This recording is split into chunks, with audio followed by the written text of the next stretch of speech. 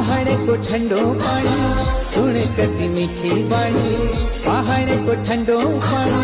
सुन कति मीठी बाणी, छोड़े नी लागे नी हो छोड़े नी लागे नी। पहाड़ को ठंडो पानी सुन कति मीठी बाणी, पहाड़ को ठंडो पानी सुन कति मीठी बाणी, छोड़े नी लागे नी हो छोड़े नी